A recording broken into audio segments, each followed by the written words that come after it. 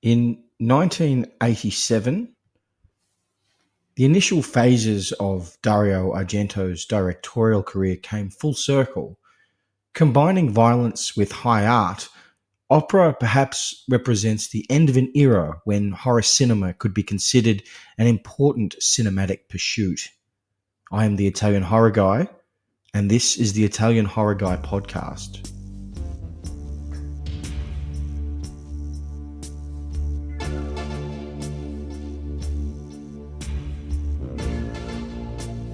So, I hope that the little introduction that I gave there doesn't mislead anyone. I think that in some ways it's a disappointing thing that this movie came when it did. I'm fascinated by the trajectory of Argento's career and the evolution of it. And in some ways, it's sort of depressing to think that by the mid to late-ish 70s, perhaps not perhaps, definitely his best days were already behind him. But then, and being, one of my two favorite directors, it's between him and Fulci, as you've Lucio Fulci, as you've probably picked up by, the number of their films that I've covered.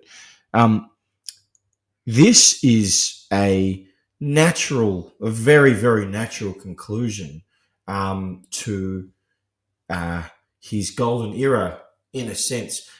Unfortunately, it's probably not all that golden an end.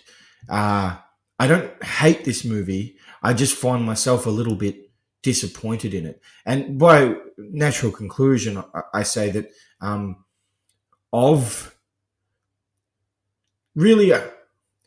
Argento was the leader of he's the reason, I think, above all else, why Italian horror cinema became so great. I think The Bird with the Crystal Plumage was very, very formative, I suspect, at least in him, but important in getting the giallo film into the at least Italian cultural zeitgeist. And Suspiria has a reputation for that in and of itself, and I believe it was the end of Technicolor.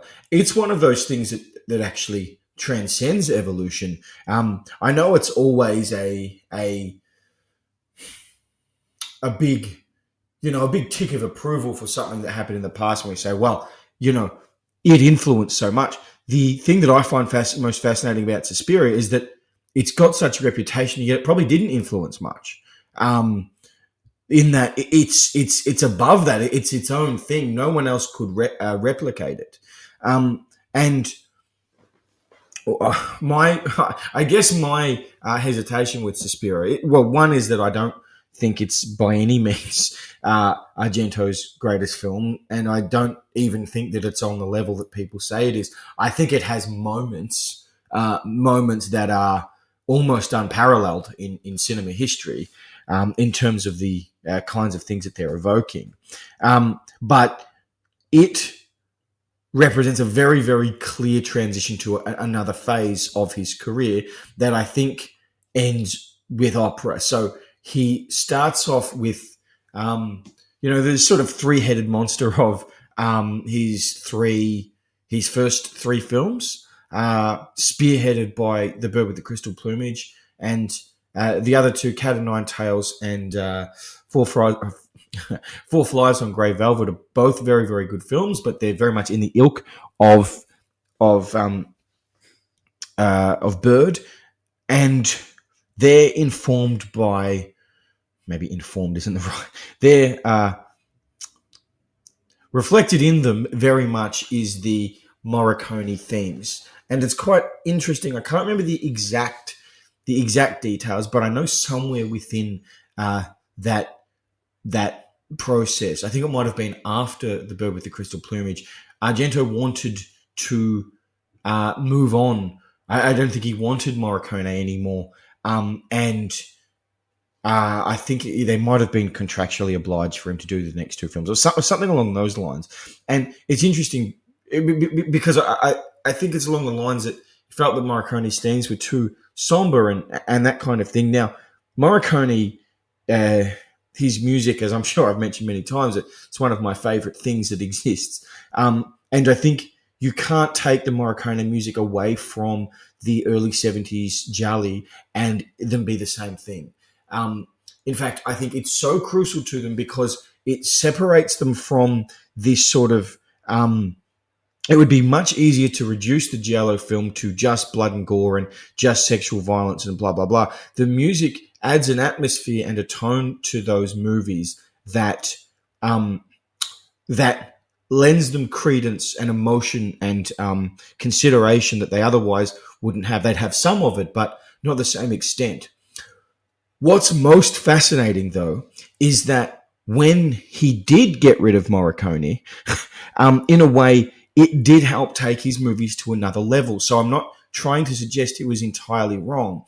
Deep Red is forever and always the definitive godfather of the Giallo film. It is an extraordinary film, but it's partly because it meshes so many different elements of horror. So it's got that real haunted house vibe, but the basic premise of the story is the basic Giallo story. Some man sees some violent act, just can't quite remember what was happening. So he ends up teaming up with some woman and slowly unpacks it, and then his sort of world view is shattered by the end of it, and blah blah blah. The Goblin soundtrack is perfect because it's an unbelievable contrast to. I know there's I think 105-minute version of Deep Red that's obviously a bit more slimmed down, but I think the initial version the main version is like 123 or 126 minutes or something like that. It's very, very long for what is essentially a horror film. But as I say, there is that ponderousness that belongs in the Giallo film, and they're much better for it when it's there and when it's done effectively. There are moments that leave you time to think, time to consider the things that we've learned, the things that we're still trying to learn, and that's in some ways I think that's what attracted me to this genre in the first place, as a bit of a break off from my initial understanding of horror films through the sort of 1970s American horror genre. The problem then, and don't worry, I'm getting towards opera, is there's an almost anticipation of the sort of metal. Look, I don't know enough about metal music, but I'm going to say something like heavy metal / power metal music of the 80s that starts appearing in his films. So I want to be very, very clear when I say this. I maybe like a lot Tenebrae and Phenomena. And I think I'll be covering those films a bit later in the year. I really, really like them. I think the meshing of these sort of metal themes and scores works well-ish in those films. And as I'm probably giving the impression already, I believe that there is music in all films where there is music to note, but especially Italian horror films, the music is crucial to the way you reflect on the film and the way you feel about it. Not necessarily whether it's good or bad, but what is your emotional reaction? What is the way you think about the film after you've experienced it? So there's something very hyped up and excitable and over the top about Tenebrae and Phenomena when, look, in Phenomena's case, it's probably an over-the-top film anyway. It's one that I enjoy. Whereas Tenebrae is more like an amped-up sort of Giallo. It's like an 80s Giallo where we're moving on now. And you can see that boom is over. And it's interesting, if memory serves, I believe Argento's only film between Suspiria in 1977 and Tenebrae 1982 is Inferno, and you can see that the shift of the power within Italian horror cinema was affecting him. He might well have moved on from the traditional giallo anyway, even though, at the time he might have. He sort of has moved back from time to time, and I think even again recently his 2022 film, which I shamefully haven't yet seen, but I will watch at some stage.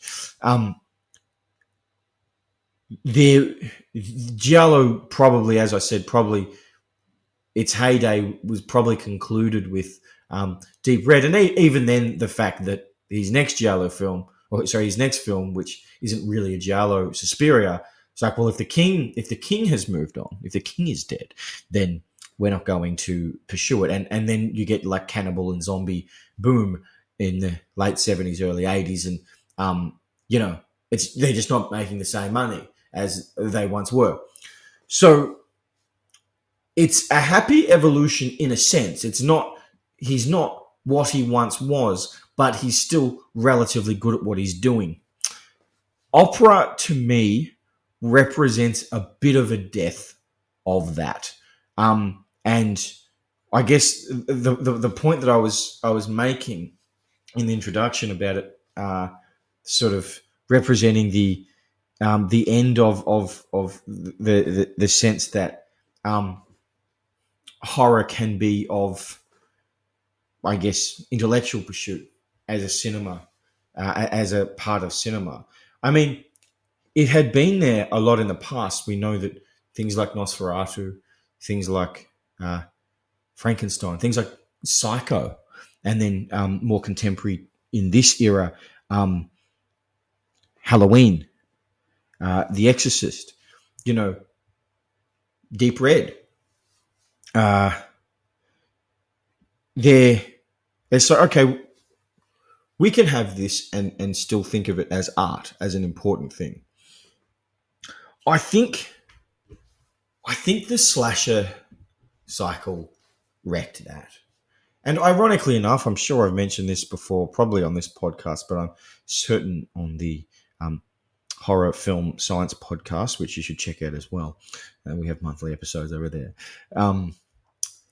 Is Halloween was quite an intellectual pursuit. But what happened was like, okay, well, Halloween was super popular, and what did it have? It had sex, and it had killing, and it had killing because people were having sex. Now, I'm not sure. I mean, I know Halloween's one of the most sort of critiqued by the intellectual class horror movies really that's ever been.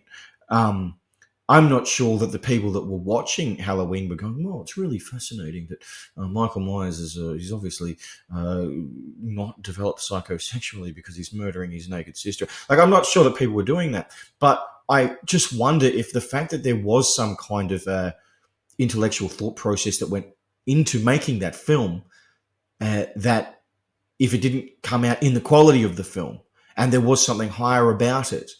And then, now I don't blame Friday the 13th. Friday the 13th sort of cashed in on that a few years later. Friday the 13th really is responsible for the slasher cycle, I think. Halloween created the framework. And Friday the 13th, which is fun, but it's also shite, cashed in, used those tropes, but not in the considered intelligent way that Halloween did. So then you get all these slasher films and the sort of types of people who might attend the opera are like, oh, this is rubbish. This is terrible. It actually gave them some justification because it was rubbish and it was terrible. Because none of many or most of the slasher films of the early to mid 80s didn't attempt to be good films. We're now at a point. It's sort of like, oh, well, what's a comedy? Well, it's there to make you laugh. So we put something on it, and if it's funny, it's doing its job. I guess what I'm trying to say is it turned horror into a formula as opposed to an art form, which hurt greatly. And now, this, to be clear, this is not a defense of Argento. I can give many defenses of Argento, but this specifically isn't one.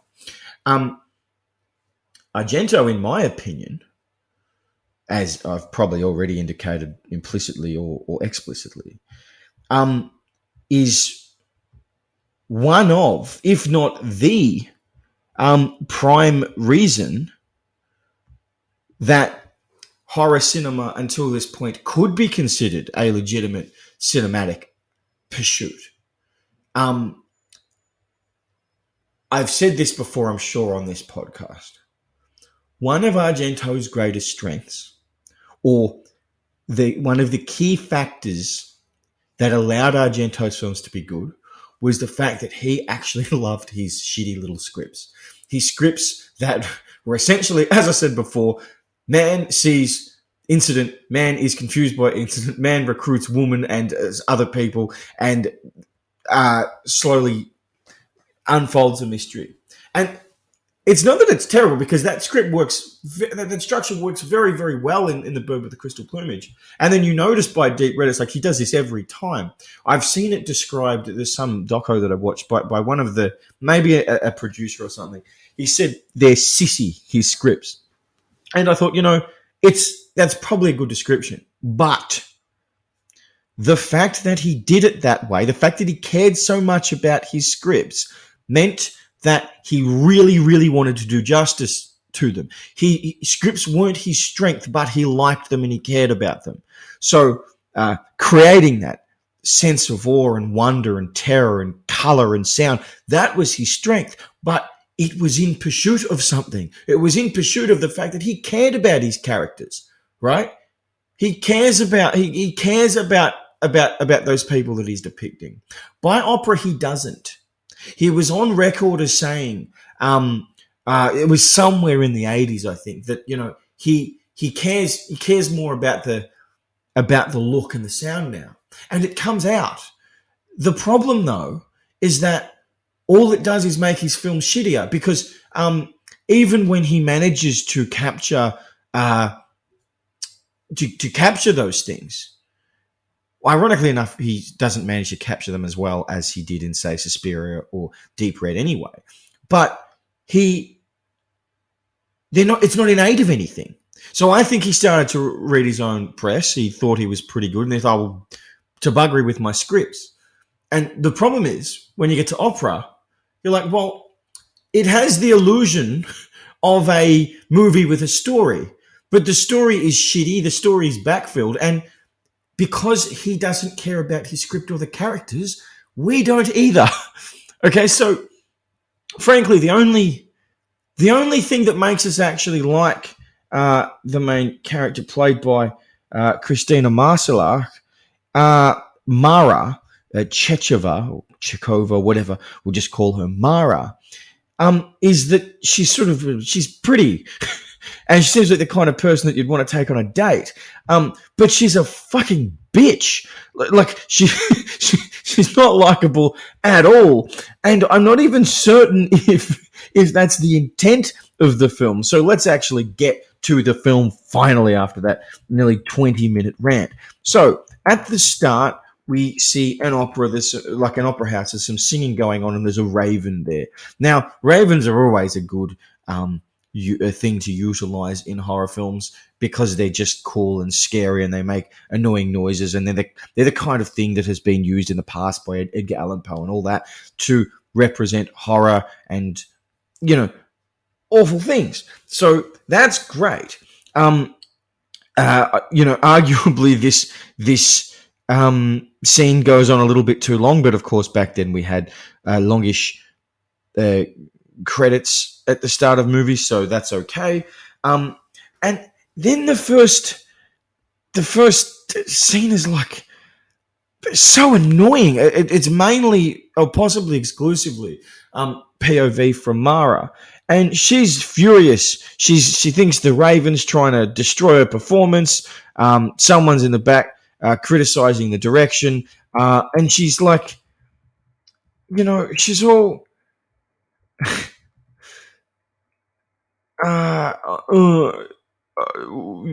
You press people, can you get out of my face? And look, I have been a great defender of the dubbing, okay, on Italian horror films. Even when it's really bad, when it's a really cheap production. I'm not convinced that this was hideously cheap. I think a film called Opera by Dario Argento in 1987, they could have taken a bit more care. So the dubbing in this scene is so annoying because it's at that point where it's like, I don't know if these are bad actors or the dubbing is just making them seem like bad actors, but it's a stupid scene. There's these reporters in the background that are sort of that are like following her, and they're being really annoying. She's the big star of the show and stuff, and I'm sure they're trying to do some kind of complications with the history of opera and the curses and all that kind of garbage. But the problem is, I don't think these shots are really in aid of anything. So obviously, we understand that there's a you know there's a big thing about watching and seeing and eyes and eyeballs in horror cinema, and very much within Italian horror cinema. They're largely responsible for it. Who could forget the splinter in the eye scene from Zombie Flesh Eaters by Lucio Fulci? So we're all for that. And the sort of what you think is the premise of this film of watching people get murdered, but being forced to watch it. It seems pretty cool, I think. And when combined with, so we see, it's a POV of the main character in this first scene, you feel like the film's setting you up to be like, wow, what a horrible experience it is for this woman. And I'm not certain that they don't want it to be that, but as it goes on, they just go away from a little bit. It's like they had this wonderful idea or the crux of a wonderful idea and didn't really follow it all the way through. And like that's reflected for mine in the actual murder scenes. So that it is effective the way they depict her in some ways in those scenes, but we see too much of her and not enough from her point of view. Like we see her tied up and him putting the needles in front of her eyes. Although it's funny because we actually see her blink a couple of times. We see a little bit of blood coming from her eyelids. The way he tapes it to her eyes, I think he mentions that it'll shred your eyes if you blink. It wouldn't. Like we could see that it wouldn't. So that part of it's done very poorly. But if the purpose is you must watch this horrifying event, shouldn't the film go to extreme lengths to emphasize the fact that she's being put through that? And just an extra thing on it, she is one of the most uncaring people, that I think we've seen in this genre. Like she's got that boyfriend that he's a bit ineffectual and he's a bit shitty, but he's good enough looking and he's British, so he's fancy. And like there's that scene where he like they're maybe about to have sex or something, and she stops and they don't have sex, and she doesn't really explain why. Again, that's another thing that the film has there but doesn't really explore properly because she has a conversation with the director later about it. But he goes into another room, she gets tied up, and the needles put on her eyes. And she's screaming when he's coming in for an excruciatingly long time. He's staring at her. And, obviously he comes up to try to take the tape off her eyes, and then he gets stabbed. And I'll say it's pretty gruesome the way he gets stabbed through the jaw area, and you see the knife come through and you can see it in his mouth. That's pretty good stuff. That's good horror stuff. And then he gets murdered, obviously. She doesn't seem to care. Almost at all. So it's clear that it's a traumatic thing to watch, but he's meant to be her boyfriend, isn't he? And so the killer takes the tape away from her eyes and unties her, I guess, and then he gets out and the guy's dead. And then she just runs out into the street and it's raining and stuff. And like, I get it. It's like, it's all too much. But look, that scene, she runs out and there's this sort of, I think there's some operatic music that happens while she's running out. Um, it feels more like a scene that would happen, say, all right, I'll get in the context of this movie. She's the lead singer in an opera, right? Let's just say she had a big fight with the director, and he said something over the top, and she said, "Well, fuck you, I'm quitting," and then she runs out. That is what this scene looks like. It's following. Like, it's too much, it's exhausting, and it's no, I can't deal with this anymore. Not you've just seen your boyfriend stabbed to death. It's just disconcerting. And the problem with it is, well, when we have the whole, oh, well, it's not really about the story. It's about the spectacle. It's like, well, that's fine. But if the spectacle is unearned, then the spectacle isn't even as good. And the other thing about it is, it wouldn't be that hard to make her reactions make sense, would it? It would be the same amount of effort, but it would just be better. So, like, why have the boyfriend? Why even bother making him ostensibly someone she cares about when she doesn't give a shit about it? She doesn't seem to care at all. Mm. So,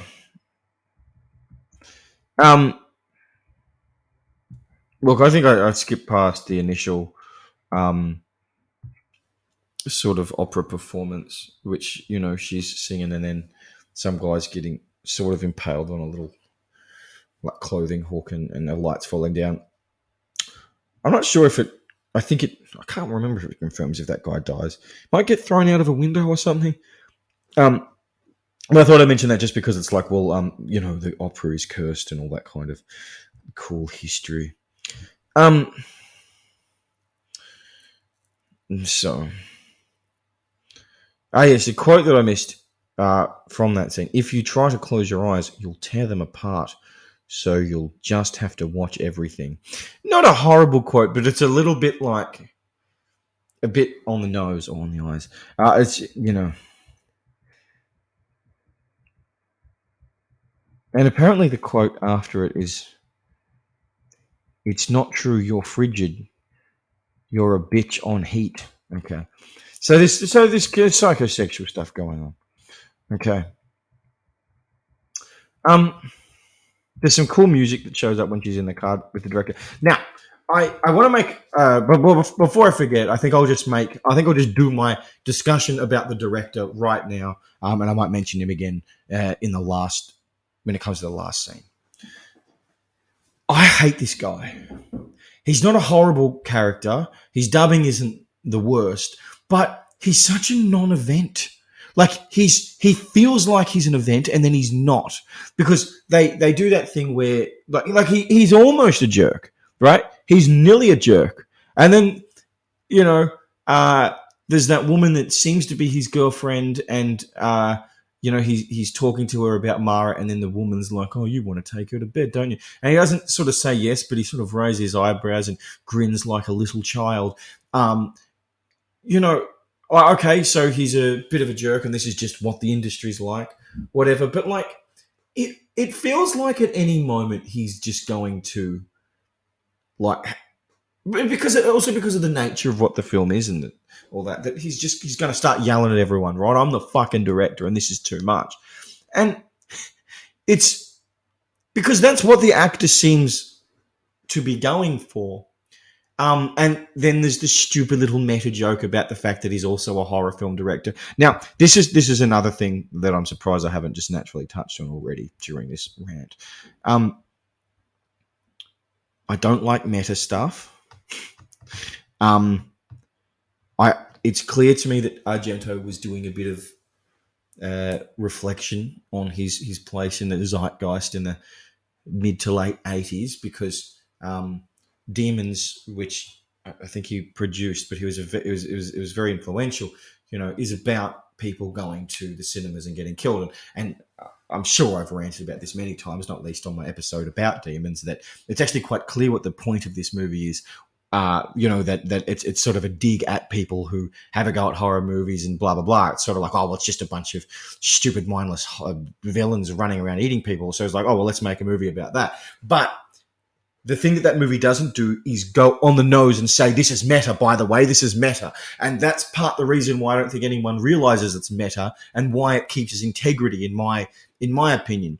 This movie going, oh, here's a director who's aiming for something high art, like an opera, but he's not really high art. He's a horror director. It's like, oh, okay, so this guy's you, Dario. Wink, wink.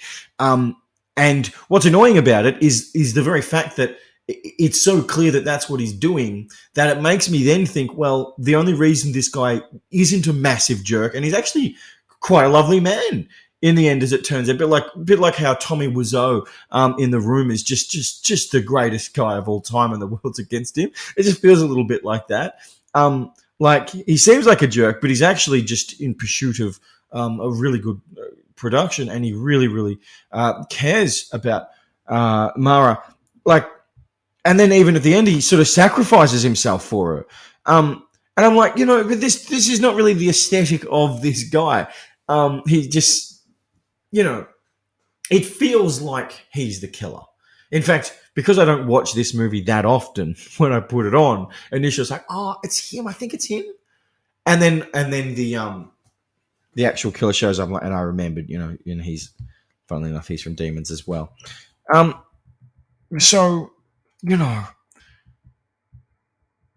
There are things about this film.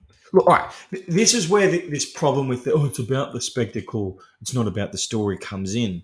The problem is, though, there is a story. It's not a good one. It's not well fleshed out, but it's there. And it makes you think that, well, like if they had have put 2% extra effort in just to follow through on things and just to make all the things connect, that it would be good. And the other thing is, it would give me the chance, if they'd made me care about a boyfriend dying, to care. But we don't care because you don't have a story. So it's like, it's a very rare film that can just be like, this is pure art. This is pure expressionism. Story doesn't matter. Like, I think he tried to do that with Inferno, which, there's some good stuff in Inferno, but it's ultimately a bit of a piece of shit because it's entirely reliant on these scenes being really good. And again, if those scenes were actually really, really, really good, you could probably look past it. But they're only quite good, which makes you sort of go, okay, so why should I care? Who are these people that are dying? Okay. Let's move on. Oh, yes. She has that conversation with the director. She's concerned that people think women make love before going on stage to improve their voice. And he says that he masturbates before shooting a scene. So it's like, okay, we're leaning into the idea that he might be a bit of a jerk. But again, not entirely committal.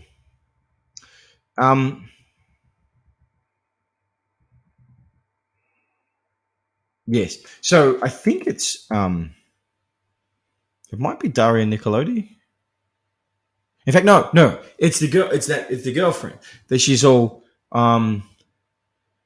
The critics are saying that the performance is good, but the direction is terrible. In fact, that is actually kind of funny, because the performance is good, but the directing is terrible, and he should go back to horror films.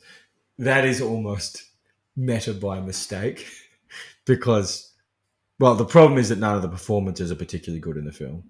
Although, ironically, the director's performance is okay. I think that guy does an okay job. I don't think Christina Marsalak does an amazing job, but she does look very good. But it's like he's aiming for a sort of artistic pursuit simply by doing a movie called opera, and it's like, no, stick to horror. But of course, because the critics are saying it's bad, it's like, well, it's meta, and then you get into this situation that you'll find in all kinds of modern, like, Avengers shit, like Marvel shit. That's like the fact that it's bad is meta, I think it was it She-Hulk? Like by the end, in the last couple of episodes, they were like having conversations with the writers in the show. And it's like, fuck off. It's not clever. So you give yourself that out that it's like, well, if we acknowledge the fact that this is bad in the movie, it'll still be bad, but at least it'll be self-reflectively bad. Great. Um, so, all right. All right, yes. So there's that woman who I think is in Demons 2. I think she might be the first person that gets turned into a demon. It's her birthday. Actually, just quickly, one of the fucking great horror scenes of all time. So she's in it, and she doesn't seem to like Mara. Wait, hold on. Is it? Wait, have I confused myself? It is Mara, isn't it? Or is it Betty? Where did I get Mara from? It's Betty. My apologies. Forget Mara. It's fucking it's fucking Betty. Where the fuck did I get Mara from? I do apologize for saying that the whole time. So Betty. That's right. It's Betty. So there's this woman who's from Demons 2, and she seems to be some kind of production assistant person.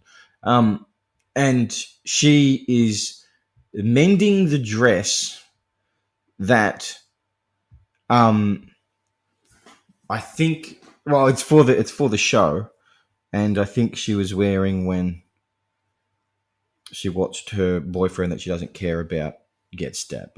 Okay, cool. So this scene to me highlights the potential of this film, and then the fact that it doesn't live up to that potential even nearly. So I think she actually seen reasonably well. There's a building tension where she's looking at the dress, and it also has there's that thing that horror movies do when it's like there hasn't been a death for a while, and there's a character, but they're a sort of side character, and you'll see them walking down a hallway or in a room by themselves, and like, this person's about to get killed, right? So it's got all the tropes. She's there in the room by herself. She's looking at this dress. It's an Argento thing, like you're looking at some detail, and then she's going to notice something, whatever. And she's looking at the detail. She's noticing something. There's like a gold bracelet or something, and she's noticing a carving into it. All this kind of crap. And the scene goes on for a while, and you're like, okay, when's she going to get killed? And then the moment's about to come, and then Betty comes in, and we're like, oh, okay. When is this going to happen? And then Betty goes into and then this woman goes into another part of the room, or another room off this room, and then Betty gets tied up, and then the woman comes back, and Betty's been tied up, but the room's big, so she can't see it. And so we're still going. We're still going. The killer comes in and sort of knocks her over, and she's all in tears and like, oh, here's what you want, and she throws the bracelet to him, and then she like is bashing him over the head and shit. I'm like, okay, there's some merit to this, but it's not clear why this character earns the right to fight back and almost kill the killer. But good enough, I guess. Good luck to her. And then the end of the scene is so fucking dumb. Now, I can almost accept the whole I'm going to lean down thing. All she has to do is just get out of the room. She doesn't even have to. She's like halfway over to go and untie Betty, and then she's like, no. She walks over and she's about to demask the killer, and she does demask the killer. Now, okay. To be fair, if you're in a horror movie, maybe you don't know how horror movies work. The guy's lying down. He's obviously going to kill you. Okay. I'm okay with that. Only because what then happens is so much worse. She looks at him. We see her reaction. Her eyes are all wide. And she looks over to Betty and she goes, it's, as we see him grabbing her. And it's like, does the film think we're stupid enough to believe that she's going to say it at this relatively midpoint of the movie, that we actually think we're going to be given this information? And it's just so lame. Like it's dubbed poorly. It just looks really bad. And it's like, for fuck's sake. Like, why are we doing this? Like, why go to the trouble of thinking that you can fool us with this? Or if you don't think you can fool us, and it's like wink, wink, this is what happens in horror movies. I don't want that either. I don't want this self-reflexive meta crap. I want it. Look, I just want it to be better, I guess. Okay. So, there is then a section in the film that has some merit. Like, not even potential. Actual merit, I think. So, Betty goes to wherever she's staying. Actually, just a quick note.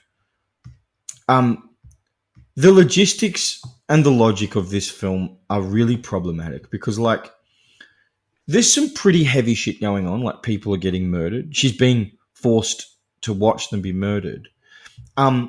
So, given there are police around and given there are different things happening, it sort of feels like, rather than her go to a room and have a person watch out, wouldn't it be better to just get her away from this place?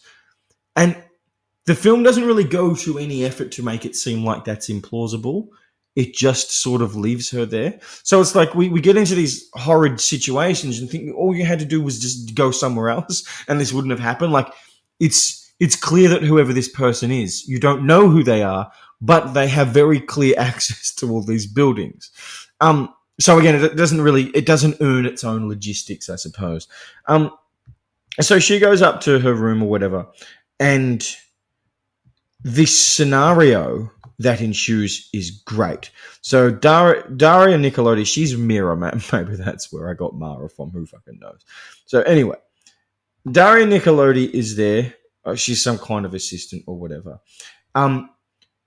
She's nearly there. So Betty is upstairs. She's putting some eye drops in her eye, and that's consistent. That's fair. She's had little needles nearly stabbing into them. She needs to take care of them. So she does that, and the inspector, before she's gone up, who is the killer, has told her to listen out. It will be my friend.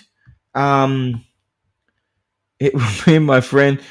I can't think of his name, but played by Michele Suavi, who is Inspector Suavi. Okay. So Michele Suavi, who is uncredited, plays Detective Suavi. He calls her and says, "It's me, I'm Inspector Suavi." She lets him in. She doesn't really look at him. And she's like, and you can see this unfolding in slow motion, but it is cool because the film initially it doesn't go notice the shit out of this. It's just a bit casual. She's putting stuff in her eye. She's feeling a bit safer. She lets him in. She doesn't really look at him, and he goes and sits down. Daria Nicolodi comes up. Mira comes up, and she's talking to her, and she's like, "Oh, and I spoke to this inspector downstairs," and she's like, "Is it Inspector Suave?" He's like, yeah, of course. How'd you know that?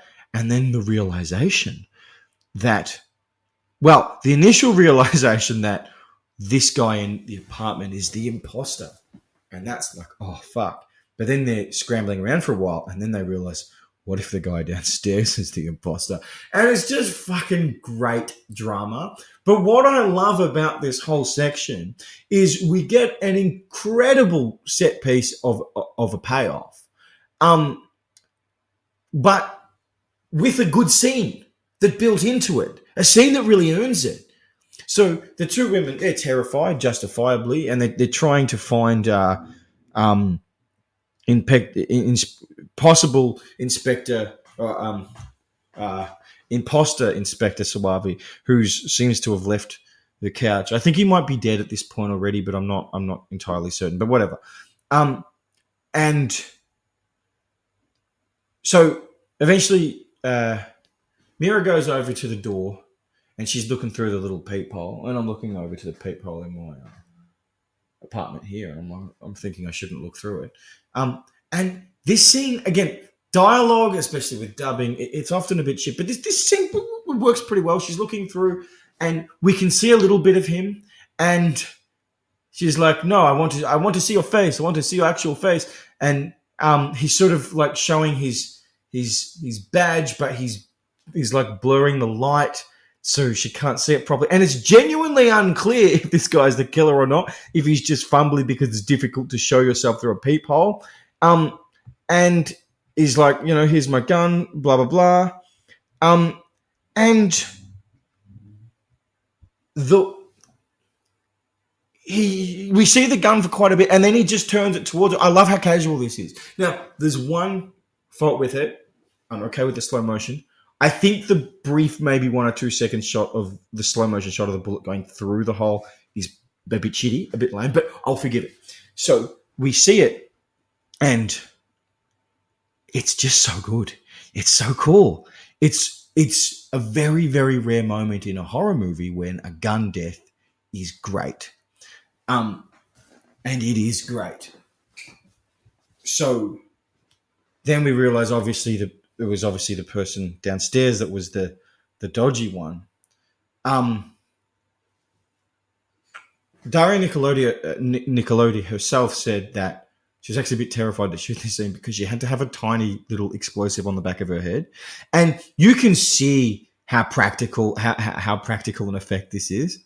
And fuck me, it's so good. It's just a really, really, really great scene. And also because of where Betty is at the back of the room, she sees all this perfectly. And it's like, okay, now it is showing terror.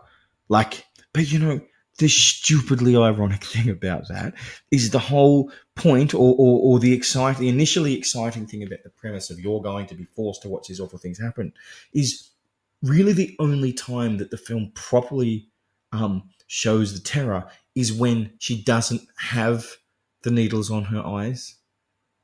Like, she's fucking terrified in this moment because what happens is terrifying. But she's seen some pretty terrifying things happen already. A couple of people die. And she just seems a bit nonplussed by the whole thing. Whatever. But again, credit where it's due. This is a seriously good scene. It's the kind of scene that if you're a Dario Argento, I think you can imagine up in a fever dream and then think, no, this needs to be in a movie, and then you build the movie around that scene. So that's okay. That's great, actually. So, there's not a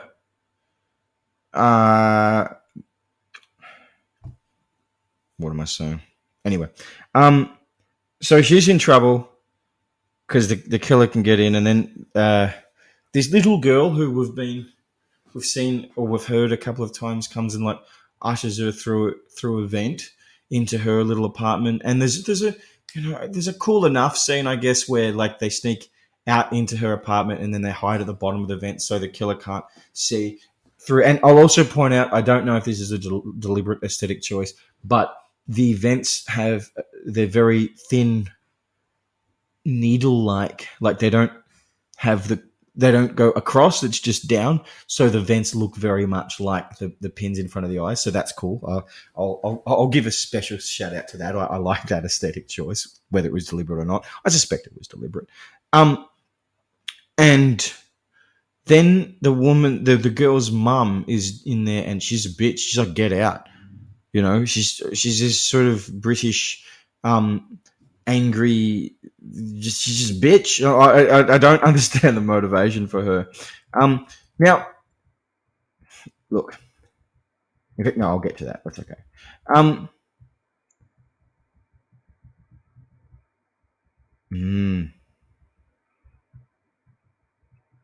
Yes. Sorry, I'm just consulting my notes. So, the next day, there's a show. I think there's a plan, and it's like it's indicated that I can't look. Maybe I was just not taking any notice. I'm not sure if they actually explained the plan to us, but the plan, it turns out, was that crows or ravens or whatever recognize people that have done them harm. So during the show, they let some ravens out, and they go and identify the killer. I think it's cool enough.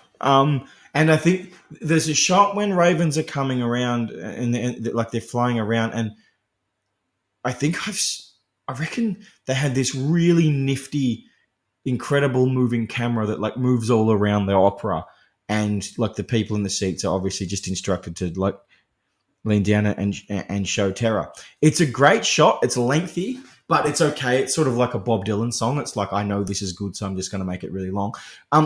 The problem though is like, would all the hundreds of people in this opera be terrified of a crow flying around? They're all terrified. It's like the fucking crow. Just if you don't like it, just whack it, you know. So eventually the crow. I like the idea, right? Because the crow then it does find the detector, and or the crows do, and they like eat out at one of his eyes, and that's pretty gruesome. There is an issue with the scene though. I've always felt it when I'm watching it that it doesn't feel like a revelation. Like, you know, any murder mystery story, when the mask comes off, when you see the killer, it's meant to be like, oh wow, even if you knew. The film's meant to be winking at you. They're meant to be really impressed with themselves. And it's as good as the scene itself is, the actual revelation, like, oh, it's him. Because there's so much going on, it's not immediately, I guess it's obvious. It's just, it doesn't affect you really. So then he grabs, well, I can't remember exactly the order of events, but he ends up grabbing Betty and tying her up, and then explaining how devious he was, and he's, oh, you're just like your mother, blah blah blah blah blah, and he blindfolds her completely, so this time she's not allowed to see. And he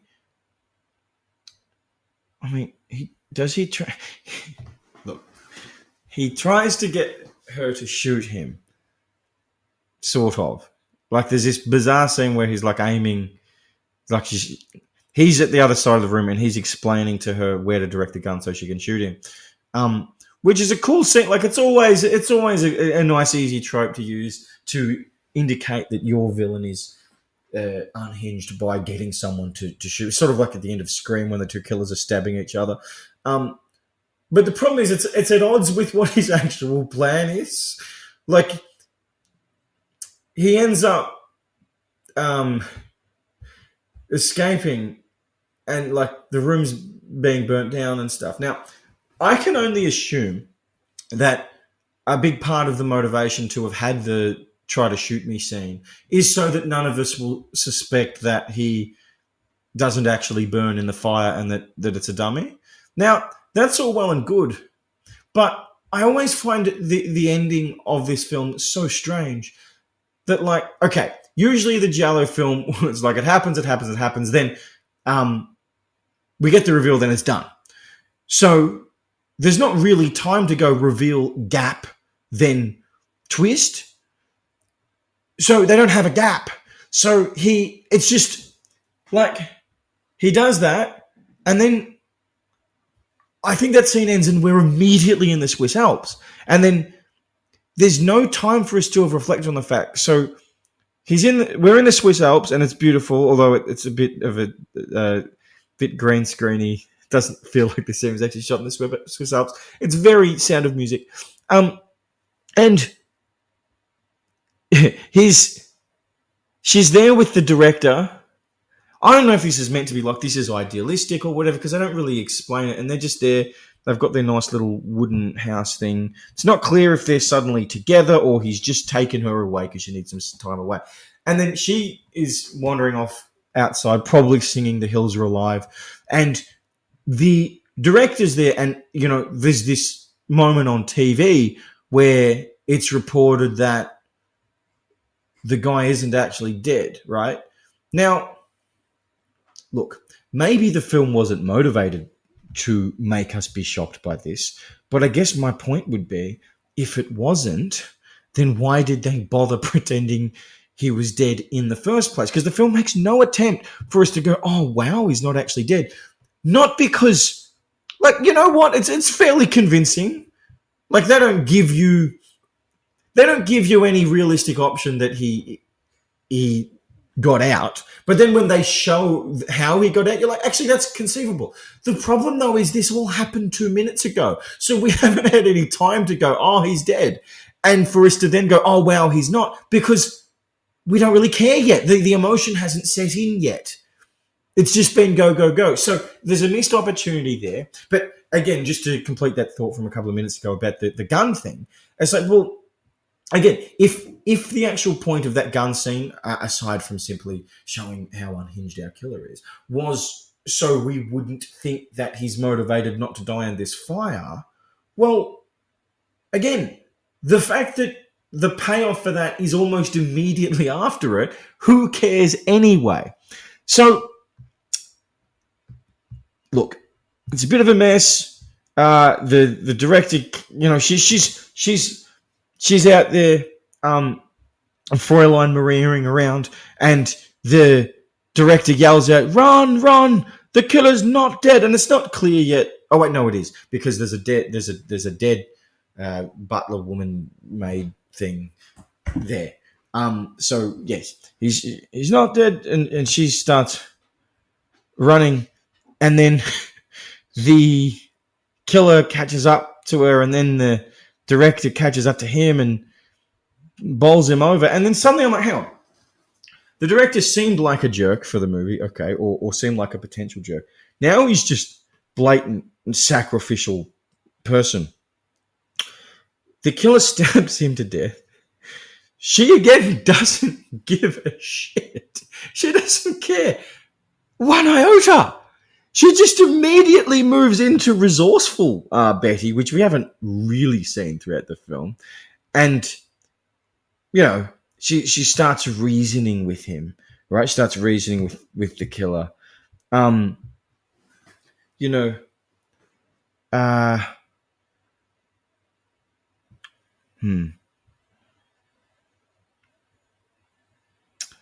She says, I wanted you to win, to kill him. Now, again, she's trying to save her life, so I understand that. But, whilst we find out a minute later that she's lying, it seems convincing. But also, it partly seems convincing because, she so doesn't give a shit about anyone dying. You're like, well, that might be true. But she's able to be convincing because she doesn't give a shit. And then we get the good music. There's a good score in this film. But one thought I didn't complete earlier was, so I'm clearly not a fan of metal. I made that clear. But it works with the aesthetic of Tenebrae and the other one, Phenomena. There's just, when she's running away, there's this awful metal, very 80s, very not good metal song playing. And fuck me, it just makes this whole scene seem unserious. Almost, it's like it's actually trying to be funny. And it makes me think I'm not entirely sure it's not trying to be funny. And there's been a number of times where there's running going on and there's a shitty metal thing going on in the background. I'm like, what the fuck? Why is this happening? And then when she's talking to him and convincing him that, she's on his side, there's the really good theme starts playing. The theme that I'm sure I'll have used after editing to conclude this video and to start it, so you will hear what I mean.